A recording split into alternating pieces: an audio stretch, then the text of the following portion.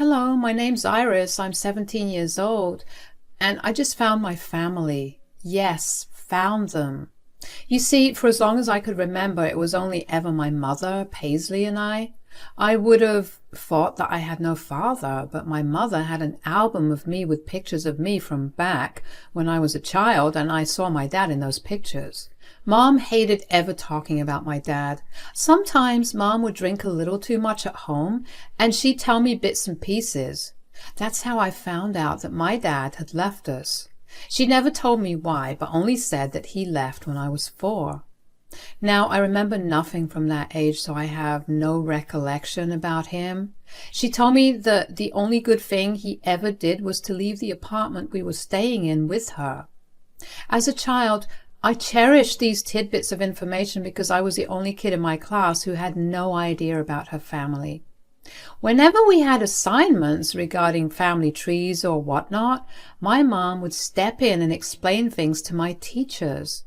I would get exempted from those assignments, so what little chance I had at finding out about my family would evaporate just like that. As for my mom, she was pretty hostile and absent from me when growing up. As soon as I turned 10, she withdrew even more. We barely spoke, and she spent most of her days just holed up in her room. She barely even cared to see if I was alive. Sometimes I tried to go and interact with her, but she dismissed me away. She'd tell me to buzz off and stop disturbing her. Of course, I was a child, and that hurt even more. Especially considering my mom never did anything. She never worked, and as far as I was concerned, she barely ever left the house except to go shopping for groceries, a task I had to beg her to do a week in advance, for which I would get yelled at relentlessly. The only source of comfort I had was my next-door neighbor, Elvira. Elvira was much older than my mom, but she always came over to drop off some baked goods or another. The house never ran out of sweet food because of her. Sometimes I would go over to her place to hang out with her when my mom was in an especially crappy mood. Elvira never questioned why I was over and instead just happily hosted me. Mom hated that I went over that much. I knew because she would look at me in disgust whenever I told her that I was over at Elvira's. But she never did or said anything about it because going over to Elvira's meant more time than I was out of the house, which was something she always wanted. Things started changing when I turned 15. Mom became a lot nicer. That does not mean she magically spent a lot of time with me and actually showed me she cared for me, but she didn't crib and cry that I was home all day. Although now looking back, I realized that it was because she had something she needed me to do, work. A few months after I turned 15, she asked me to start working because she thought I was old enough to start contributing to the household expenses. I followed along because I was never allowed to disobey Mom. I began working at a local cafe, and while it was very fun for me, I began to feel really empty. Every day, I would see a lot of families and couples come in and look so happy. That made me wonder about my family. So one day, I plucked up the courage and asked Mom about it. Mom, I've been thinking of some things and I realized I don't know a lot about our family. Ugh, family is garbage. You think they'll be with you forever and support you no matter what, but the second you mess up, they'll abandon you. Let me tell you, family is not worth it. Okay, but why are you saying that? Is this about Dad? What have I told you about talking about him? I don't like it. But don't you think I should at least know something? I'm 15, and I think that's old enough to at least know a little history of my family. Fine, I won't promise you all the answers, but I'll give you whatever I feel like giving. Great. What happened with Dad? Why did he leave? Your dad was a crappy man who left because he couldn't handle the stress of parenting a baby. He left me because he realized he never wanted babies to begin with. That's horrible. Yeah, you see why I don't want to talk about him? Yes, but what about my grandparents? I mean, a lot of kids go over to their grandparents and they get pampered by them. Why don't I have them? Well, your dad's parents never wanted to see you because they hated me. My mother passed away when I was 9, As for your grandfather, he and I got into a huge argument and he refuses to see me." "What did you fight about?" "That doesn't matter. Anyways, this is getting boring. Can we drop it?" "I guess. But did I ever meet Granddad?" "No, he lived in another state, and your dad and I never had any money to go over. Your granddad was a workaholic, so he never had time to come over and meet you either." "Okay. What happened? Why do you look so sad?" "You know you're privileged enough to have your mother with you. Am I not enough of a family?" "You are. I'm really grateful for you, but it's just sad that I never met my grandparents." "I wouldn't say that." "What do you mean?" "Well, you met your dad's mom once." "Really? Can I meet her again?" "Absolutely not. I am your only family. Everyone in our family has hurt and abandoned us." "But I don't even know them." "So you're willing to talk and reestablish a relationship with people who hurt me so much? Do I mean that little to you?" "No, Mom, you're everything for me. I won't do anything like that." "Good.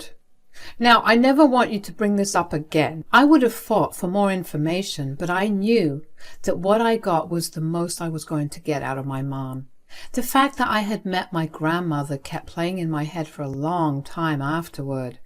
Every time I thought about reaching out to my dad and asking him if I could meet him and my grandma, I would stop myself. Not only because I didn't want to go against my word to Mom, but also because I realized that I was genuinely beginning to develop an intense hatred and anger towards my dad. At that time, I couldn't help but wonder what kind of man just abandoned his child and wife because he got cold feet. But most of all, I felt sorry for Mom. She not only got left by her husband, but her dad also stopped talking to her. That's two men in her life who left her just like that. I couldn't imagine what it must have been like for Mom. And then, when I thought about how hurt Mom would be if I ever reached out to either my dad or her dad, I felt crappy. I knew that there was no way that I could do that. To stop myself from dwelling on the new information I got, I poured all my time and energy into school and work. I was doing fairly well in school, and work began to get tiring. The only silver lining was the money I was earning. Initially, Mom was really happy about it, but after a year of working, she began to get fussy.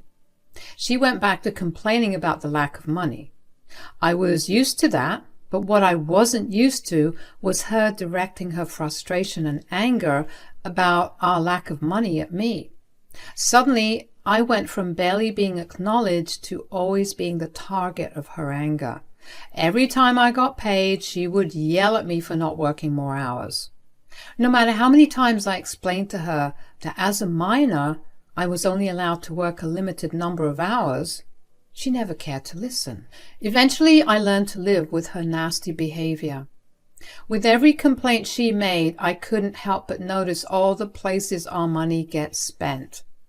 It always went into the food that she insisted on getting delivered home and her cigarettes. A few months after I turned 17, I had enough. Mom was counting how much money I had made and complaining as usual. And midway through the conversations, something in me snapped. "Ugh, you take up too much space and money." "I'm sorry, I've been in my room the whole time and I don't even spend on anything though." "Then why the hell are the utilities so high?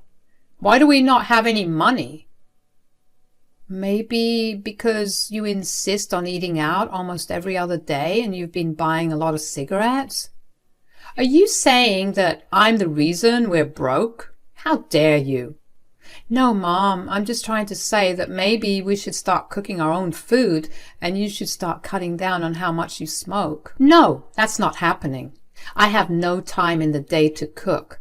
You should pick up another job." "Pick up another job? I barely have any time with the job I'm working. I have to also focus on my studies. Why don't you get a job? You don't even do anything during the day." "How dare you say that to your mother?" "You think raising you is easy? You're such a brat that looking after you for even an hour requires at least 3 hours of downtime." I literally leave the house at 7 in the morning for school. You don't even wake up at that time. I come back only at 8 in the evening. I go straight to my room and don't come out until dinner. You barely see me. How are you raising me? Don't you dare say that I haven't been raising you.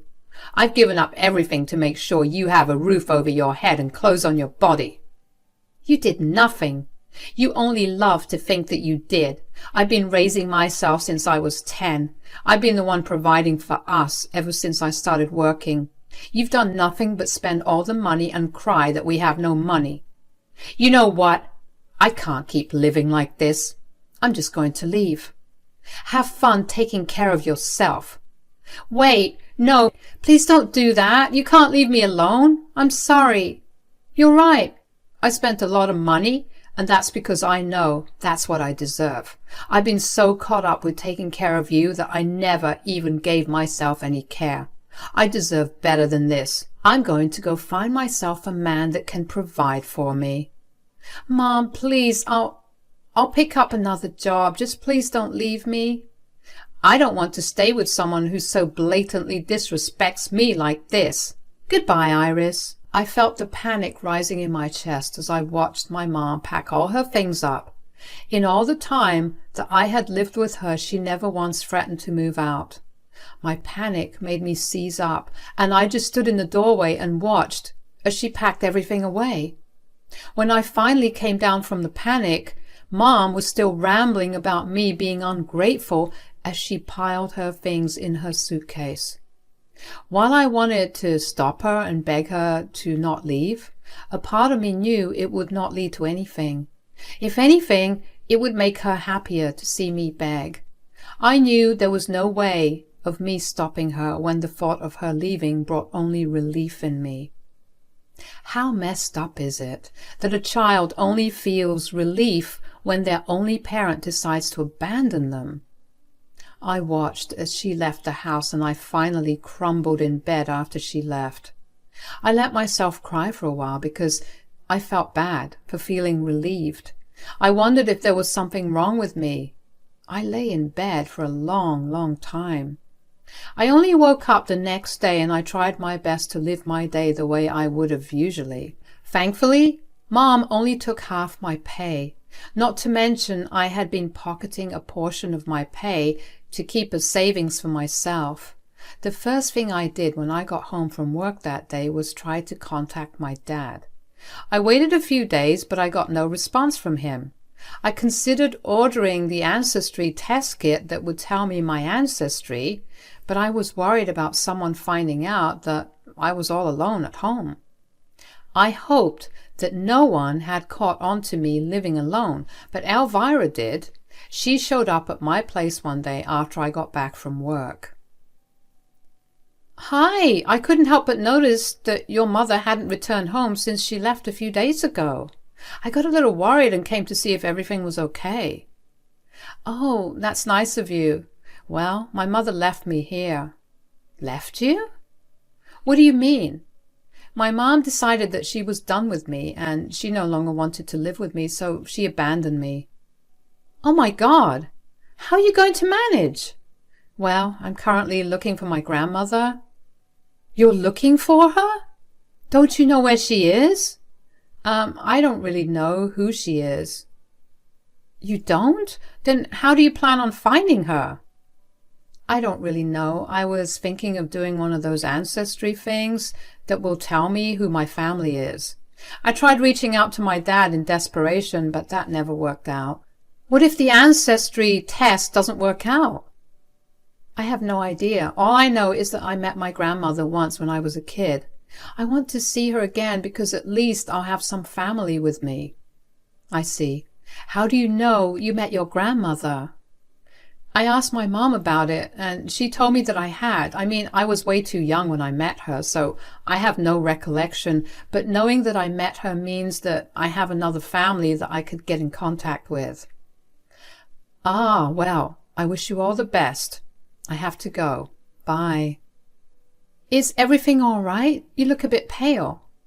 "Oh, yeah, everything's just dandy. Goodbye now, dear."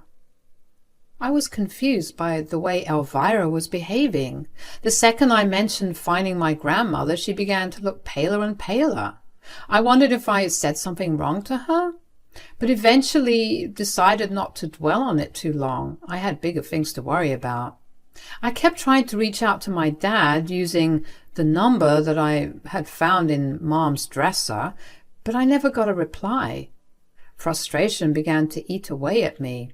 I began seriously contemplating foregoing all precautions for my safety and ordering the kit. But then one night Elvira came by my door again. This time when I opened the door, Elvira looked intense. She walked past me and into the house. She sat on the couch and I sat down in front of her. We were silent for a bit before I broke the silence and asked if everything was all right. Is everything all right? I'm so sorry for coming over like this. There's something that I have to tell you. Oh, what is it? Are you still searching for your grandmother? Yes. Why are you asking? I wanted to tell you that you can stop searching for her. Huh? What are you saying? I'm trying to say that I am your grandmother. What? Elvira? Are you okay? I know I sound insane, but there's something that you don't know about. Everyone in your life has hidden it, but I hope that your mother would tell you one day. I'm only telling you right now because I didn't want you to feel as if you had no family. Okay, but what is it? The man you think is your father isn't actually your father. What? What do you mean? Years ago, when your parents had just gotten married, they moved into this apartment. Living next to them was my son, Tom. Your mom and Tom had an affair. Now, I'm in no way proud of what Tom did, but he ended up getting your mom pregnant. No, what are you saying? I'm so sorry that you're finding out this way, Iris. But your dad had his doubts about you being his. He never did anything about it until Tom came clean one day. Apparently your mother knew about your real father, but she wanted everything to be kept a secret. Guilt ate away at Tom and he confessed to your dad. Your dad had a DNA test done and the results showed that Tom was the father. Oh my God, what the hell? Wait, how did I even meet you? Was it you that I met? Yes, it was me that you met. Your mom and dad got into a huge fight after he found out about your mom's affair. He was not angry with Tom because your mom confessed that she coerced Tom into sleeping with her, or because she felt lonely when your dad spent his days working to provide for her. So he asked Tom to take care of you for a few days while he and your mom sorted things out. Tom brought you over to my place one day, and that was when we first met. Holy crap. I don't even know how to react to all this. How did you become my neighbor? Where is Tom? Well, Tom passed away 7 years ago in a car crash. His last wish was for me to make sure you were always okay. So I moved into his apartment and I made sure you were doing okay from a distance. Elvira, that was really nice of you, but how was my mom okay with that? First of all, your mom never had the money to move out of here, considering she depended on alimony from your dad and child support from Tom, which I've been sending on his behalf ever since he passed away. Secondly, she had never met me in her life, so I was able to live here without being found out. I don't know how to feel right now. Yeah, I just dumped a huge load of new information on you. I just wanted you to know that you're not alone. If you'd like it, I would like to take care of you for a little while. I would actually love that. Do you mind if I stay with you? I don't want to be in my apartment because there are too many memories of everything here. Why would I mind, sweetie? Come on over. I'll make us some hot cocoa and you can ask me all the questions you want. My mind had gone numb, as had my feelings. I didn't know what to think about anything. I just followed Elvira into her home and allowed her to take care of me. As we sat down with our steaming hot cups of cocoa, Elvira handed me the DNA test that showed that I was not my dad's child, but rather Tom's. I couldn't believe what I was looking at.